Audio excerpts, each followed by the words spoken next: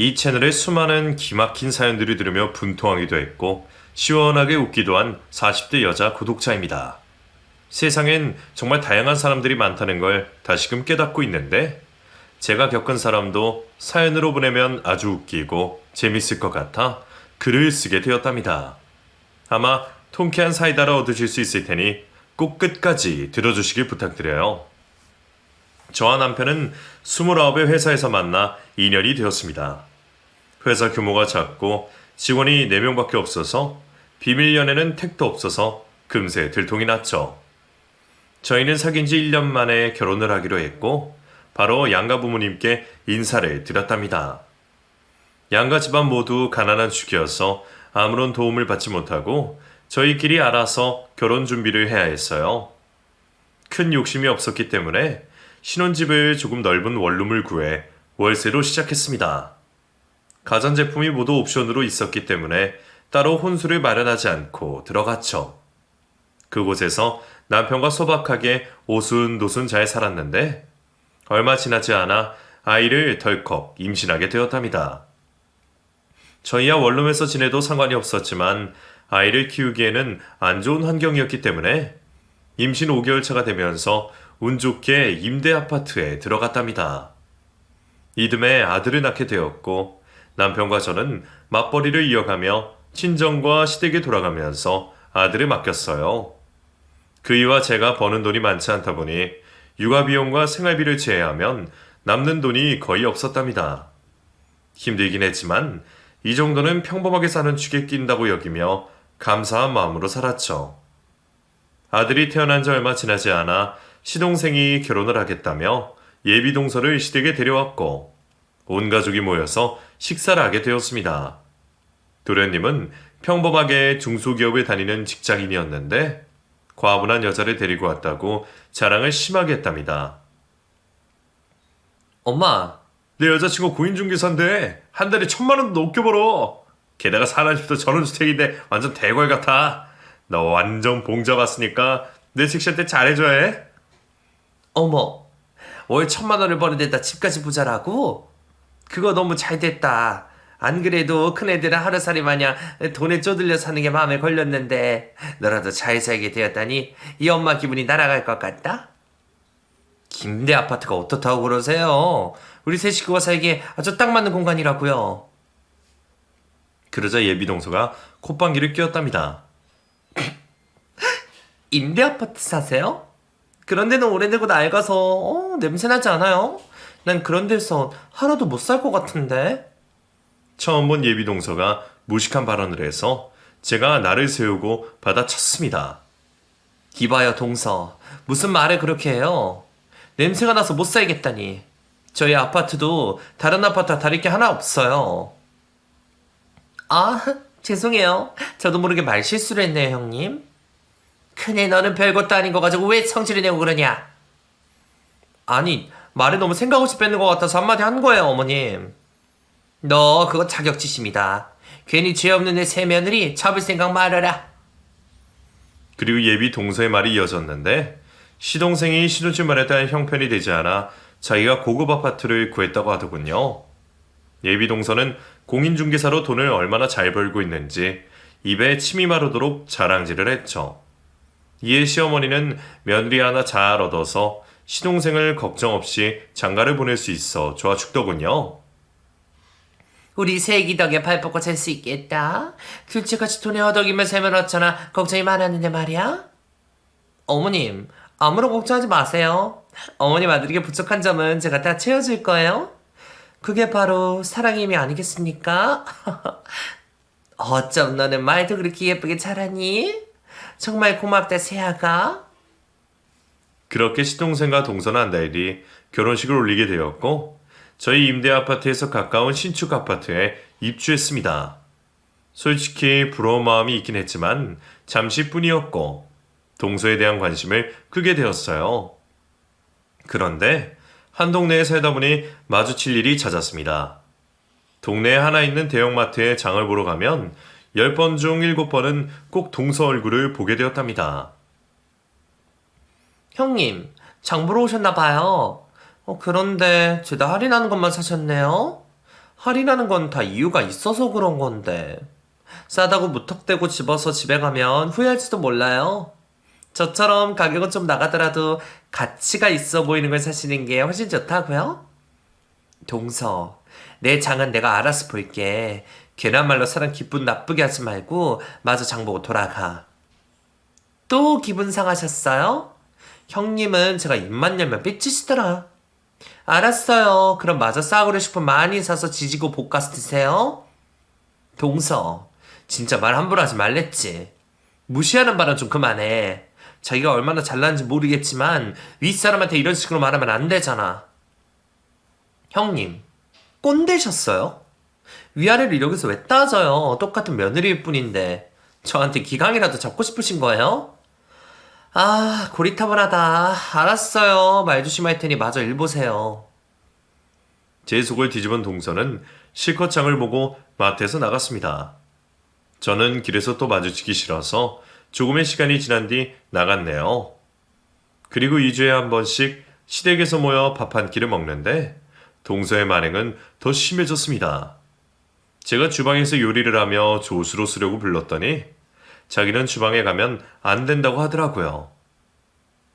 부르면 제과 가서 좀 거들어. 가만히 앉아서 텔레비전만 보고 있지 말고. 형님, 저 네일 아트 새로 해서 손에 물 묻히면 안 돼요. 20만원짜리라 조심해야죠? 뭐야? 고작 동서 손에 치정한 것 때문에 가만히 있겠다고? 동서, 당장 일어나지 못해? 그러자 시어머니가 저에게 언성을 높이셨습니다. 야, 20만원짜리 네일이라잖아. 그게 망가지면 얼마나 아깝겠어. 밥이야 너 혼자 해도 충분하잖아. 시임이도 안 하는 시집살이를 네가 시키려는 거냐? 조용히 하고 너 혼자 해. 어머님, 같은 며느리인데 너무 하시는 거 아니에요? 뭐? 같은 며느리? 우리 둘째가 나한테 용돈을 얼마나 많이 주는 줄 아니? 너는 네 아들까지 나한테 맡기면서 푼돈을 주는 걸 잊었느냐? 대충 상황 파악이 됐으면 누가 밥을 차려야 하는지 답이 나오지? 결국 돈이었습니다. 돈으로 해결되지 않는 게 없다는 말이 실감되는 순간이었죠. 그래서 결국 더 하고 싶은 말을 꾹 삼키고 주방에서 홀로 상을 차렸답니다. 그날 이후로 동서는 더욱더 기고만장해서 제 머리 위에서 놀려고 했어요. 시댁에서 저에게 심부름까지 시키더군요. 형님, 저도 나이가 드나 봐요. 머리에 새치가 몇 개 보이는데 쪽집게가 없네요. 나가서 쪽집게랑 면봉도 좀 사다 주시겠어요? 뭐? 지금 나한테 심부름을 시키는 거야? 동서는 손이 없어, 발이 없어. 제가 10,000원 드릴 테니까 남는 돈 가지세요.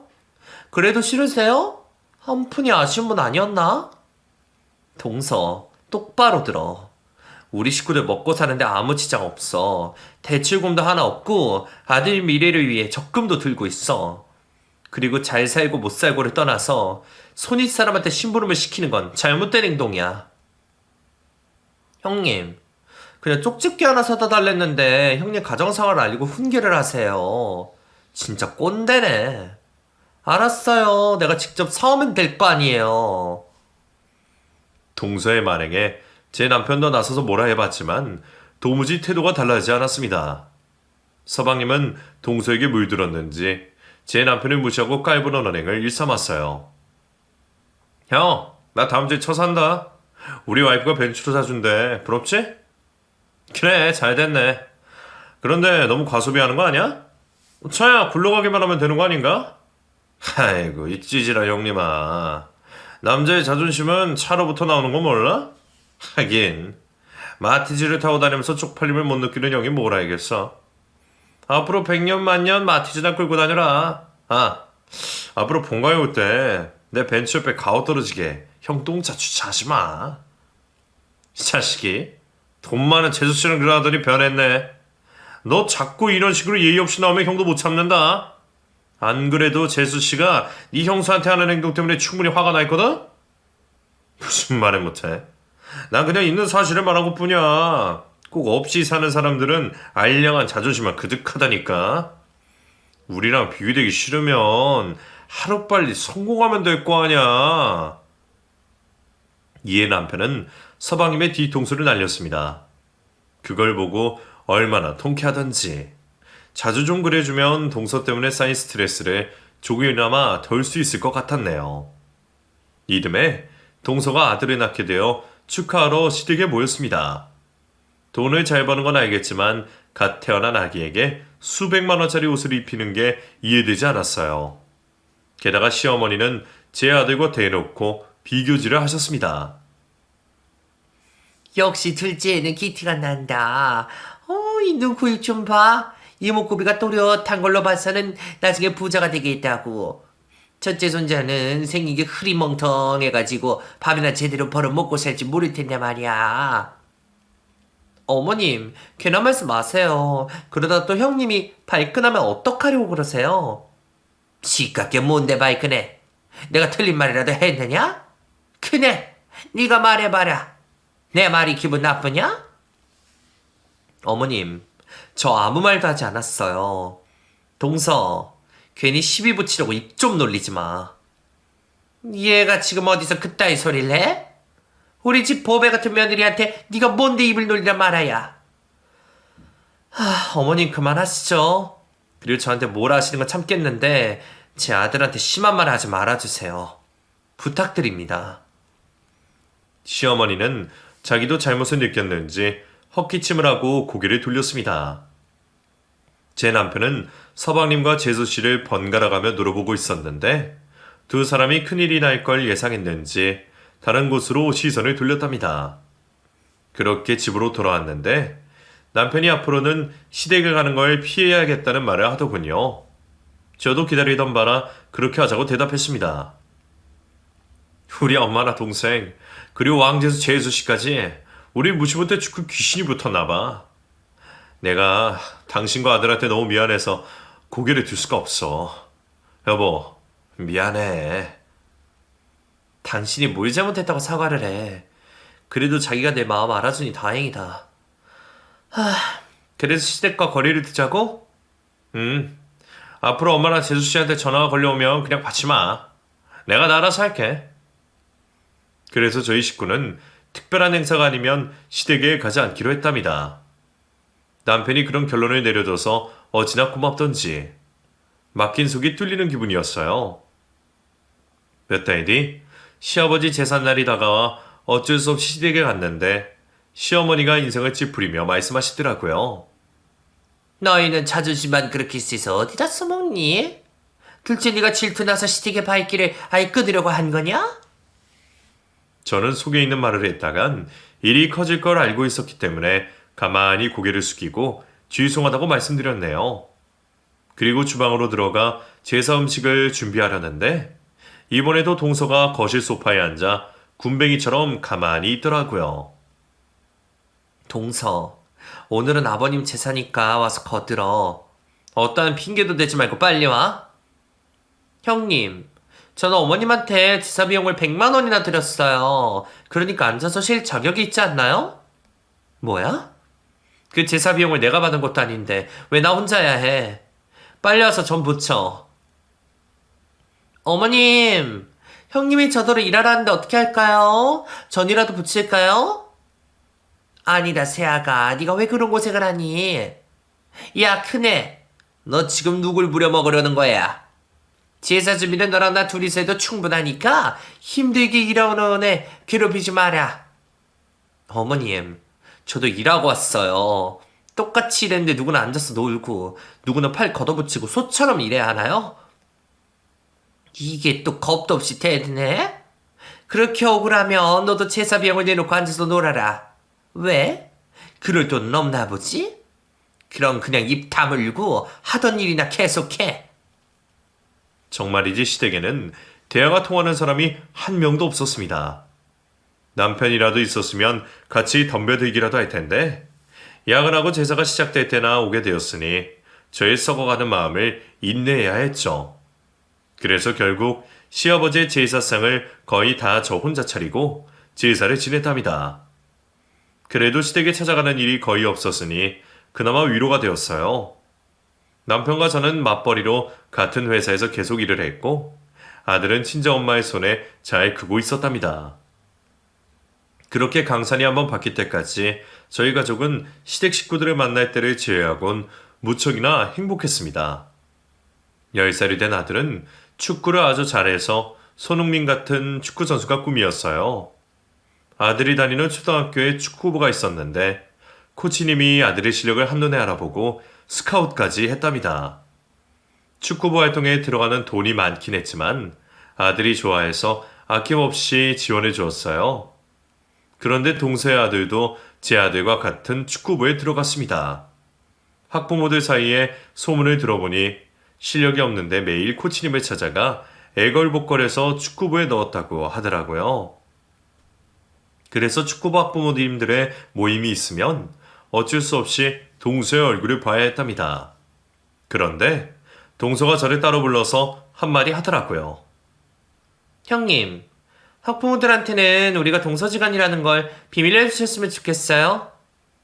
나 역시 그러고 싶었어. 아무한테도 우리 사이를 말하지 않았으니까 걱정하지 마. 어머, 형이 안 본 사이에 눈치가 많이 늘었네요? 안 그래도 임대 아파트 사는 형님과 동서지간이라고 하면 제 체면이 안 설 것 같았는데 알아서 처신해준다니 다행이에요. 뭐야? 임대 아파트 사는 것 때문에 비밀로 하자는 거야? 동서는 어떻게 강산이 벼대도 그래로일 수 있지? 진짜 사람은 고쳐 쓰는 게 아니라는 말이 실감된다. 그러는 형님도 여전히 자존심이 그대로네요. 여하튼 우리는 모르는 사이니까 괜히 말 실수하지 마세요. 동서는 자기 할 말을 마치고 학부모들 틈에 끼어 앉았습니다. 그런데 학부모들 사이에 제 아들 이야기가 많이 회자되고 칭찬이 들썩이니까 동서가 배가 아팠는지 헛소리를 짓거리더라고요. 민종이 걔는 축구하는 게 얍삽해 보이던데? 골대 앞에서 골만 주워 먹잖아요. 그 말을 들은 제가 이를 악물고 대답했습니다. 현서 어머님, 제 아들 포지션이 스트라이커잖아요. 골 결정력이 팀에서 제일 우수하니까 그런 거 몰라요? 하긴 현서는 수비수인데 제대로 맡기는커녕 공을 찰지도 모르니 현서 어머님이 축구에 대해 알겠어요? 그러자 학부모들이 깔깔거리며 웃었습니다. 저는 덤빌 테면 덤벼봐라 하며 동서를 노려보았는데 생각도 못한 공격이 들어왔답니다. 임대 아파트 사는 주제에 아들을 축구부로 넣은 민종 어머님, 훈련비나 학속비는 잘 내고 계신가요? 축구도 돈이 있어야 키울 수 있는 거 아시죠? 뭐야? 동서, 여기서도 임대 아파트 소리 해야겠어? 저도 모르게 흥분해서 동서와 저의 관계를 밝히고 말았답니다. 학부모들은 임대 아파트 이야기는 잊어버리고 저와 동서의 관계를 알고 크게 놀랐어요. 다들 동서지간에 왜 이렇게 사이가 좋지 않느냐는 말만 했는데 한 학부모가 동서의 행동거지를 보니 제 마음을 이해하겠다고 편에 들자 모든 학부모들이 제 편을 들어주었습니다. 그러자 동서는 자리를 박차고 나가버렸고 자기 아들을 축구부에서 빼버렸답니다. 그래서 동서와 저는 길거리에서 보든 마트에서 마주치든 아는 척도 하지 않고 지냈어요. 제 마음이 얼마나 편하던지 진작에 이렇게 수모를 던져줄 걸 하고 후회까지 들었네요. 그런데 제 아들이 동서의 아들인 제 조카와 친하게 지냈습니다. 두 아이는 어른들이 어떻게 지내는지 모르고 있었으니 친척관계라는 이유로 학교에서도 놀이터에서도 자주 어울렸답니다. 동서가 몸서리치기 싫고 마음에 들지 않았지만 조카를 미워하는 건 아닌 것 같아 내버려 두었죠. 게다가 아들 녀석이 조카를 저희 집에 데리고 오면 배불리 먹이고 보냈답니다. 그런데 반면 조카를 따라 동서네 집에 놀러 갔던 아들이 울면서 집으로 왔어요. 저는 무슨 일이냐고 눈물을 닦아주며 아들에게 물었습니다. 민종아, 무슨 일이야? 누구랑 싸웠어? 아니, 작은 엄마한테 혼났어. 뭐 때문에? 현서랑 무슨 일이 있었던 거야? 아니라니까. 싸운 게 아니라 작은 엄마 집에 놀러 간 것 때문에 혼났어. 엄마, 우리 임대 아파트 사는 거지야? 작은 엄마가 거지 새끼는 자기 집에 오면 안 된다고 했어. 정말이지 동서는 구제불능이었습니다. 이제 10살 된 아들에게 씻을 수 없는 상처를 준 게 너무 괘씸하고 화가 나서 당장 달려나갔어요. 현관 앞에 서서 초인종을 울렸더니 동서가 문을 열고 무슨 일이냐고 묻더군요. 동서, 내 아들한테 뭐라고 했어? 뭐? 임대 아파트 사는 거지 새끼나 놓으면 안 된다고. 그게 애한테 할 소리야? 형님, 목소리 낮춰요. 여긴 부유층이 사는 아파트라 무식하게 떠들면 안 된다고요. 저는 분노를 참지 못하고 동서의 뺨을 세게 갈겼습니다. 지금 뭐 하는 짓이에요? 남의 집에 찾아와 다짜고짜 뺨을 날리는 이유가 뭐예요? 몰라서 물어? 동서가 아무리 나한테 화가 나 있어도 그렇지 애들끼리는 잘 놀게 해줘야 하는 거 아니야? 그런데 임대 아파트니 거지 새끼라냐면서 애한테 상처를 주고 내쫓는 게 말이 돼? 아, 왜 말이 안 돼요? 내가 임대 아파트 사는 사람이 싫어서 그렇다는데 뭐가 그렇게 꼬우신 거예요? 그냥 형님 아들 단속을 잘 시키면 될 것을 여기까지 와서 따지고 손찌검을 하셔야 했어요. 경비 아저씨 부르기 전에 당장 꺼지세요. 저는 동서를 잡아먹을 듯 노려보았지만 이내 포기하고 돌아섰습니다. 똥이 무서워서 피하냐는 말처럼 동서 면상을 보면 구역질이 나고 더러운 기분이었답니다. 그렇게 싸가지 없는 동서에게서 소식 하나가 들려왔어요. 동서 친정의 사업이 제대로 망했다는 희소식이었습니다. 돈 자랑을 그렇게 하던 동서가 그 꼴을 당하니 속이 아주 시원했어요. 동서까지 망했으면 좋았을 텐데 거기까지는 하늘에 벌이 닿지 않았답니다. 그날 이후 동서는 시어머니에게 드리는 용돈을 반의 반으로 줄였고 생활 소비도 많이 줄인 것 같아 보였어요. 하지만 성격은 여전히 재수 없는 도라이였습니다. 형님, 혹시라도 우리 친정이 망했다고 저까지 망했다고 착각하지 마세요. 아무리 제가 돈이 없어도 임대 아파트에 들어갈 일은 절대 없다고요? 누가 뭘 했어? 동서, 도대체 그 주둥이에서는 언제까지 임대 아파트를 비하할 거야? 그렇게 말하면 자기 기분이 나아지기라도 해. 형님보다 나은 삶을 살고 있다는 걸 강조하는 거예요. 괜히 연민이나 동정의 눈으로 저를 보시지 말라고요. 그렇게 본 적 없는데? 난 동서가 길바닥에 나 앉아도 눈 하나 깜짝하지 않을 거니까 괜한 걱정하지 마. 동서는 끝까지 콧대를 높이 세우며 자존심을 지키더라고요. 한편 저희 친정 부모님의 건강이 좋아지지 않아 남편과 자주 찾아뵈었습니다. 아빠는 당뇨의 고혈압 때문에 약을 늘리셨고 엄마는 무릎과 허리가 좋지 않아 수술까지 고려하고 있었답니다. 이런 와중에 부모님은 저에게 기쁜 소식을 들려주겠다고 하시더군요. 그 소식을 들은 저와 남편은 입이 땅에 닿을 정도로 버리며 놀랐습니다. 어떤 소식인지는 이야기 뒷부분에서 알려드릴게요. 동서와 제 사이는 계속 멀어지고 갈등이 심해진 반면 아들과 조카는 우애가 더 돈독해졌습니다. 민종이가 사촌동생은 친동생과 다름없다며 매일 여기저기 데리고 다니며 놀았답니다. 아이들을 보니 어른들이 뭐하는 짓인가 싶은 마음이 들었고 동서에게 먼저 손을 내밀고 잘 지내볼 생각도 가져보았죠. 그래서 언제 한번 나를 잡고 식사를 하며 화해해야겠다는 결심이 섰답니다. 한 살이라도 많은 제가 이해하고 배려하는 게 좋다는 걸 아들의 모습에서 느끼게 되었죠. 그래서 어느 평일날 동서가 사는 아파트 단지 내에 있는 놀이터에서 아들과 조카가 재미있게 놀고 있었습니다. 저는 아들에게 연락을 받은 터라 간식을 준비하고 동선에 가져다 줄 반찬을 챙겼어요. 오늘은 화도 내지 않고 친절하고 상냥하게 대하며 동서와의 관계를 처음부터 다시 시작하길 소망했답니다. 양손에 바리바리 음식들을 들고 동선의 아파트 단지에 들어서자 놀이터에서 다정하게 놀고 있는 아들과 조카가 보였어요. 두 아이가 배시시 웃으며 지내는 걸 보니 저도 웃음이 절로 나왔습니다. 이윽고 동서가 아파트 입구로 나와 부르려고 하는데 다짜고짜 제 아들에게 화를 내더라고요. 야, 내가 너 우리 아파트에 오지 말랬지.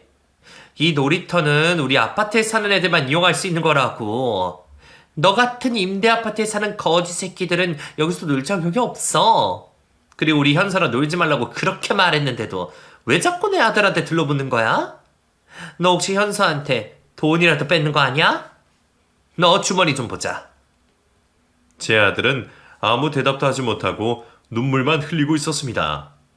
이에 저는 놀이터를 향해 달려가 양손에 들고 있던 반잔통을 동서의 머리통에 날렸답니다. 기년아, 어디 감히 내 아들에게 그따위로 말해. 당장 내 아들한테 사과해. 거지라고 말한 것과 도구도구로 만든 것 사과하라고. 야, 네가 뭔데 나를 쳐? 내가 형님 소리하니까 진짜 네가 형님인 줄 알아? 거지 같은 년이 보기만 하면 훈계치랴. 게다가 지랑 똑같은 거지 새끼를 왜 자꾸 내 아들이랑 붙어 다니게 해?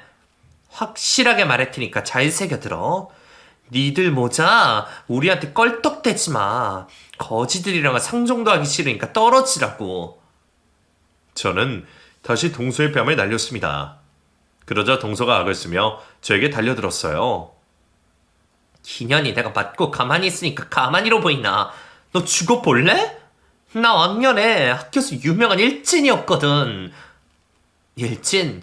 어쩐지 주둥이 나불대는 거나 행동하는 것들이 싼티나고 모자라 보인다더니 일진 쓰레기 출신이었구나. 야 이년아, 나는 학교에서 짱이었어. 내가 복싱 선수 출신인 건 몰랐지? 한 대 먹여주마. 그렇게 저희 엇박것 한 방에 동서가 뒤로 쓰러졌습니다. 동서가 저에게 다시 달려들려고 할 때 제 가방에서 서류 한 장을 꺼내 눈앞에 들었어요. 그러자 싸움은 끝이 났고 사색이 된 얼굴이 된 동서가 물었습니다. 여긴 이번에 새로 지은 20억대 아파트잖아. 이 계약서가 왜 당신한테 있는 거지? 왜긴 왜야. 여기 오기 전에 아파트를 샀으니까 계약서를 들고 있는 거지. 네가 아니 형님이 무슨 수로 이 비싼 아파트를 마련했어요? 별게 다 궁금하구나. 하긴 믿기 어렵겠지. 우리 부모님이 숨겨둔 재산이 있었는데 얼마 전에 물려받았다. 50억 유산을 받아서 아파트 한 채 마련했다고. 이제 믿겠냐? 제가 친정에 가서 기쁜 소식을 들었다는 게 바로 부모님이 숨겨둔 유산을 물려받은 일이었습니다. 부모님은 언젠가 물려주시려고 했다며 그동안 고생 많았다는 말씀과 함께 재산을 저에게 주셨답니다. 50억이요? 형님 치세하셨네요. 부럽다. 20억짜리 아파트에 나도 이사 가고 싶었는데. 형님, 앞으로 자주 놀러 가도 될까요? 아니, 이 아파트도 이제 10년이나 지났으니 후진 아파트에 속하잖아. 난 없는 것들이랑 상종할 생각 없으니 얼씬도 하지 마. 그리고 내 아들 단속할 테니까 동서도 아들 단속해서 둘이 못 놀게 해. 아, 형님. 아무리 그래도 애들끼리는 친하게 지내야죠. 형제와 다름없잖아요. 기가 막혀서 말이 안 나오네. 동서, 어쩜 그리 속물이야? 조금 전까지 임대 아파트 사는 거지라고 욕하다가 20억 아파트를 샀다니까. 이렇게 태도가 바뀔 수 있나? 제가 죄송해요, 형님. 지난해 모두 잊고 우리 잘 지내봐요. 내가 미쳤니? 내 아들한테 막말과 욕설을 퍼부은 인연이랑 잘 지내게? 너 앞으로 각오하는 게 좋을 거야. 시댁에서 만나면 뼈도 못 추리게 괴롭혀 줄 테니까. 형님, 가지 마세요, 형님. 저는 아들의 손을 잡고 집으로 돌아갔습니다. 그리고 몇 주 뒤 새로운 아파트에 이사를 가서 새롭게 시작을 했죠. 아들은 집이 너무 좋다며 밖에서 거의 놀지 않고 학교 끝나면 집에만 붙어 있었어요. 남편은 제 덕에 이런 삶을 누리게 되어 너무 고맙다며 변함없이 착한 마음을 보여주었답니다. 그리고 친정 부모님의 유산을 받은 사실을 알게 된 시어머니의 태도가 180도, 아니 540도 변해 있었어요. 그래는 가만히 앉아서 쉬거라. 야, 둘째. 네가 아랫사람이니까 밥 차리고 치우는 것까지 혼자 다 해. 그리고 네 애는 왜 이렇게 뛰어다니는 거야? 콘손자는 저렇게 얌전한데 말이야. 에이, 하여튼 마음에 안 들어. 어머님, 동서한테 오렌지 주스 좀 사달라고 해주세요. 갈증이 나는데 물보단 주스가 나을 것 같아서요. 오냐, 채아가. 넌 가만히 쉬고 있거라. 야, 네 형님 말 못 들었어? 팔이 보이지 않게 마트에서 최고급 오렌지 주스를 사와. 네, 어머님. 바로 나갈게요. 그렇게 상황이 역전이 되어 동서를 부려먹고 농락하게 되었습니다. 그동안 당한 수모를 다 갚으려면 아직 한참이나 남아서 실컷 즐기기로 했죠. 제 인생은 그렇게 술술 풀리고 있는데 동서의 인생은 더 꼬이기 시작했답니다. 동서 언니가 사업을 하는데 보증인으로 동서가 사인을 했나 봐요. 그런데 동서의 언니 사업이 쫄딱 망하면서 동서 아파트가 경매로 넘어갈 상황에 처했죠. 동서와 서방님은 저희 집에 찾아와 도와달라고 빌었습니다. 형님, 저희 좀 도와주세요. 지금 당장 집이 넘어갈 상황에 닥쳤어요. 형님은 많은 유산을 받았으니 저희 도와주는 건 식은 죽 먹기잖아요, 네? 내가 미쳤냐? 너희 두 사람을 도와줄게? 차라리 길바닥 노숙자한테 집을 사주고 말겠어. 그동안 저한테 쌓인 감정 많다는 거 잘 알아요. 진심으로 죄송해요. 이렇게 빌 테니 제발 저희 식구를 살려주세요. 형수님, 한 식구로서 부탁 좀 드릴게요. 이번 일만 잘 넘기면 앞으로 형과 형수님을 떠맡으면서 살겠습니다. 제발 저희 식구를 구해주세요. 그러자 묵묵히 있던 남편이 나섰습니다. 야, 인마. 너랑 재수씨 자식아 멀쩡한데 어디서 돈을 구걸해? 그리고 니들 부부가 10년 동안 우리한테 어떻게 됐는지 잊어버린 거야? 시답지 않은 소리 말고 당장 꺼져. 넌 엄마만 안 계시면 바로 인연을 끊었을 거야. 형, 무슨 말을 그렇게 살벌하게 해. 형제가 어떻게 인연을 끊는다는 거야. 그리고 형제는 어려울 때일수록 서로 돕고 잘 지내야 하는 거 아니야? 형제 같은 소리 하네. 너나 네 마누라가 우리 개무시하고 등신 취급했던 걸 생각하면 똥물에 튀겨버리고 싶어. 니들이 하늘 무서운지 모르고 깝치다 이런 꼴을 당했으니 달게 받고 정신 차리고 살아. 그게 내가 해줄 마지막 말이야. 여보, 이것들한테 10원 한 장 내어주지 마. 나도 그럴 마음 없어. 동서가 나한테 했던 행동은 그렇다 쳐도 우리 민종이 얘기한 행동은 절대 용서 못해. 두 사람은 돈을 구걸하다가 안 되겠다 싶었는지 긴 한숨을 내쉬고 돌아갔답니다. 그래서 동서와 서방님은 아파트를 경매로 넘기고도 부채가 넘쳐나서 월급을 차압당했답니다. 동서 가족들은 며칠 뒤 다른 곳으로 이사를 갔어요. 그곳이 어디냐면 저와 남편이 처음 신혼집으로 들어갔던 원룸이었답니다. 저희는 시작을 거기서 했는데 동서는 끝을 그 원룸으로 마침표를 찍은 거죠. 동서는 터가 바뀌어서 그런 건지 공인중개사로 잘 나가던 시절은 지나가고 실적 하나 올리지 못해 퇴출되어 공장에 취직했답니다. 서방님은 여전히 중소기업에서 쥐꼬리만한 월급을 받으면서 지내고 있고요. 두 사람은 얼마나 힘들게 지내던지 시댁에서 다시 만났을 때 피골이 상접한 얼굴이었고 주름과 다크서클이 엄청 심해 보였답니다. 동서, 요즘 많이 힘든가 봐. 서방님도 많이 지쳐 보여요. 형님, 저희 좀 도와주시면 안 될까요? 저희 월급이 다 차압되고 있어서 먹고 살기가 너무 힘들어요. 제 남편은 회사에서 퇴근하고 배달 알바까지 뛰고 있어요. 보기 좋네. 열심히 사는 게 아주 멋있어. 형님, 비꼬지 마시고 제 말 좀 들어주세요. 우리 현서를 생각해서라도 월급 차압만이라도 맞게끔 돈을 빌려주세요. 나한테 돈 맡겼어? 어디서 돈을 달라 말라 명령질이야. 그게 아니라 제가 너무 힘이 들어서 그래요. 아직도 저를 용서 못하고 계신 거 아는데 앞으로 살면서 두고두고 갚으시고 한 번만 도와주세요. 그러자 서방님이 저 남편 앞에 무릎을 꿇었고 동서도 따라서 무릎을 꿇었습니다. 두 사람은 눈물을 뚝뚝 흘리며 지금 상황이 많이 어렵다며 똑같은 말을 되뇌었고 돈을 빌려달라는 말을 되풀이했습니다. 제 남편은 아예 고개를 돌려버리고 들어주지도 않았습니다. 이 봐야돼. 그러니까 평소에 잘하지 그랬어. 10년이면 잘못된 걸 바로 잡을 수 있는 기회가 수백만 번이 있었어. 그런데 니들은 우리를 10년 동안 조롱하고 무시했지. 또 내 아들에게도 씻을 수 없는 상처를 여러 번 주었고 너희를 좋게 보려고 해봤는데 아무리 봐도 인간 쓰레기로밖에 보이지 않아. 그래서 쓰레기에게 돈을 꼬라박을 생각은 추호도 없으니 그만들 일어나. 하지만 고집을 부리고 계속 무릎을 꿇고 애원했습니다. 형님 화가 풀릴 때까지 제 뺨을 날리세요. 그래서라도 꼭 돈을 받았으면 좋겠습니다. 제발 저희를 버리지 말아주세요.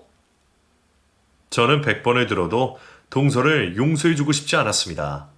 그래서 시어머니를 호출했어요. 어머님, 이것들 좀 치워주시면 안 될까요? 제가 무슨 물주로 하나 봐요. 이것들이 또 국어를 하고 앉아있네. 당장 일어나지 못해? 안 되겠다. 너희는 내 집에 출입 금지다. 빚 다 갚고 살만해지면 그때 돌아와. 시어머니가 억지로 끌어내 두 사람을 쫓아냈는데 그 모습이 너무 시원하고 유쾌했답니다. 그리고 제 복수는 여기서 끝이 아니었어요. 그동안 동서와 똑같이 행동한 시어머니에게도 시작했죠. 어머님, 매일 저희 집 청소 좀 해주세요. 반찬도 날마다 바꿔주시고요. 응? 매일 청소랑 반찬을 해달라고? 왜요? 싫으세요? 싫으면 할 수 없죠. 용돈을 끊을 수밖에. 아니다. 내가 언제 싫다고 했니? 내일부터 당장 시작할 테니 아무 걱정 말거라. 네, 그런 집안 청소랑 빨래 다 해주시고 저녁상까지 부탁드려요. 10년 동안 저한테 막말하고 하대한 대가라 생각하시고 1년만 고생해보세요. 그래, 그렇게 하마. 그런데 세아가 나한테 쌓인 게 그렇게 많았니? 그럼요. 만약 제 남편이 어머님이나 동서랑 똑같은 사람이었더라면 진작에 이혼했을 거예요. 어머님은 제 남편 때문에 보는 거니 너무 좋아하지 마세요. 그랬구나. 미안하다, 세아가. 그 미안하다는 말을 앞으로 100만 번을 하셔야 할 거예요. 저한테 욕하고 막말은 횟수만큼 말이죠. 남편은 온전히 제 편이었기 때문에 제가 무슨 말을 해도 가만히 듣기만 하고 있었습니다. 시어머니가 눈치를 줘도 꿈쩍하지 않았죠. 그래서 시어머니를 1년 동안 부려먹고 나서야 용서를 하게 되었고 예전처럼 잘 지내게 되었습니다. 어른을 공경해야 한다는 친정 부모님의 조언 때문에 빨리 용서를 했답니다. 그리고 서방님 식구들은 계속 차압을 당하다가 1년 만에 풀려났고 원룸에서 벗어나 방 2칸짜리로 월세로 이사했더라고요. 두 사람은 여전히 저에게 콩고물이 떨어질까 싶어 시댁과 저희 집에 자주 찾아오고 있답니다. 형님, 그동안 잘 지내셨어요? 얼굴을 보니 귀티가 줄줄 흐르시네요. 동서, 여기 왜 온 거야? 내가 그렇게 면박을 주고 막말을 했는데 말이야. 에이, 가족끼리 기분 나쁘고 말게 할 게 어디 있겠어요. 전 다 이해하니까 염려 마세요. 그래? 난 동서가 한 짓을 아직도 이해하지 못하는데 어쩌지? 여길 찾아온 이유가 뭐야? 또 돈을 달라는 거야? 아니요. 그게 아니라 제가 일자리를 잃어서 형님께 부탁을 좀 드릴까 했어요. 형님, 제가 형님 집에 가사 도우미로 지내면 안 될까요? 동서의 말에 저는 귀가 솔깃했습니다. 제 집에서 일을 시키며 피를 말리면 재밌겠다 싶더라고요. 아, 그래? 내 집에서 살림을 해주겠다? 그거 재밌는 생각이네. 그럼 저 합격인 거예요? 그래, 한번 해봐. 대신 일을 제대로 해야 할 거야. 모진 소리를 들어도 참아야 할 거고. 그럼요. 얼마든지 혼내셔도 됩니다. 전 당장 돈이 너무 급해서 무슨 말이든 달게 들을 준비가 되어 있다고요. 지금 저희 집에 투룸으로 옮겨서 월세가 만만치 않거든요. 좋아. 내일부터 출근해. 그래서 다음 날부터 동서가 저희 집 살림을 시작했답니다. 저는 아직도 동서가 제 아들에게 한 짓을 잊지 못해서 쉴 새 없이 갈구고 구박을 멈추지 않았어요. 동서, 내가 속옷도 다려야 된다고 몇 번을 말했어. 그리고 피존 안 한 거야? 빨래에서 신내가 나잖아. 안 되겠어. 손으로 다시 빨아. 손으로요? 형님, 요즘 누가 손으로 빨래를 해요. 하기 싫어? 그럼 관두던지. 내 집에서 버는 돈이 다른 집 가사 도우미보다 훨씬 많은 걸로 알고 있는데? 알겠어요, 형님. 당장 다시 손으로 빨겠습니다. 그렇게 하나부터 열까지 꼬투리를 잡고 괴롭혀 주었답니다. 그렇게 6개월 뒤 동서에게서 불쌍한 마음이 들어서 일을 그만두게 하고 퇴직금을 쥐어주고 내보냈어요. 동서와 서방님은 전셋집을 마련해 겨우 숨통이 트이게 되었죠. 동서와 서방님을 용서하긴 했지만 지금도 시댁에서는 제가 우두머리 자리에 앉아 있답니다. 제가 좀 심하게 복수를 하긴 했지만 이 정도는 해야 진짜 사이다 아닐까요? 제 사연은 여기서 끝을 내야겠네요. 저처럼 당하고 살았던 분들이 계신다면 위로의 글이 되었길 바랍니다. 그럼 안녕히 계세요.